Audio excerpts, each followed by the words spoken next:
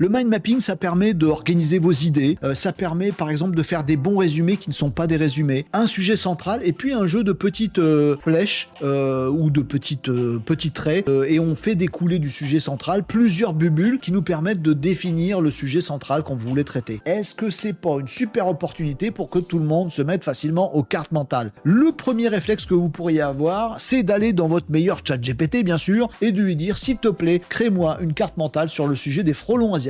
Par exemple, en France, je vous annonce que si vous faites un prompt aussi classique, basique, simple que ça, l'IA, ChatGPT en l'occurrence, va se vautrer puisqu'elle ne vous fait pas une carte mentale. Non, on veut un truc visuel. Non, il sait même pas. Bon, il n'y arrive pas, il sait pas le faire. Mais par contre, il peut vous donner une petite liste structurée de choses. C'est plus comme ça que l'humain apprend efficacement, enfin, ChatGPT. Alors on lui dit, mais il est capable de faire du code. ChatGPT, s'il te plaît, fais-moi un PDF ou une image. Il n'y arrive pas, il bug. On est obligé de faire je sais pas combien de prompts pour lui dire machin, c'est relou, je vous passe les détails. À la fin, il a quand même réussi en le triturant 20 fois, il m'a fait une image, mais on comprend même plus rien dans l'image parce qu'elle fait 8000 pixels de large. Bref, ChatGPT, non merci. Alors on essaye autre chose. Je vous propose de regarder, si vous êtes un fou furieux, Mapify.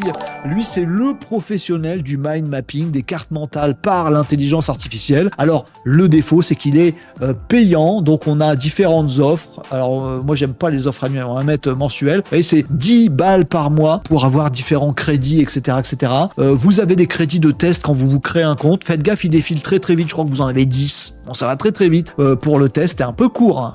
Chez Mapify, vous nous laissez pas tester. Je pense que vous perdez des utilisateurs là-dessus. Mais bon, pas grave. Vous testerez un tout petit peu en faisant attention. Et après, vous avez les différentes offres qui vous permettent de faire plein de trucs. Et là, les capacités de Mapify sont absolument folles. J'ai pas d'action dedans. Hein, voilà. Vous avez ici possibilité aussi de mettre des vidéos YouTube. Donc, vous prenez un tuto de Renault. Voilà, j'ai pris un des miens. Je vais pas vous montrer que j'ai transformé en carte mentale le contenu d'un autre. J'ai pris le mien, mais vous essaierez avec ceux que vous voulez, bien entendu. Et ce qui est drôle, c'est que donc on met juste l'URL d'une vidéo que j'ai faite, une vidéo tuto sur je sais pas trop quoi, et il nous fait automatiquement la carte mentale. Il est fait pour ça. Voilà, la présentation est top, c'est hyper complet. On peut le faire progressif, on peut décider de le détailler plus ou moins, mais en gros, voilà, carte mentale magnifique. Faites comme vous voulez. Vous pouvez, regardez, mettre des PDF, mettre des documents, mettre des e-books. Vous pouvez directement choisir les trucs, les mettre dedans, et alors après, mind mapping sous plein de formats. Vous pouvez les exporter, vous pouvez les transformer en slides, et ça vous fait vos slides de présentation directement. Vous pouvez les partager, vous pouvez les triturer, vous pouvez en faire des documents d'études, vous pouvez mixer les sources, vous pouvez faire absolument tout au niveau des cartes mentales. C'est magnifique. Si vous voulez faire de la carte mentale avec l'IA, Mapify, c'est la Rolls.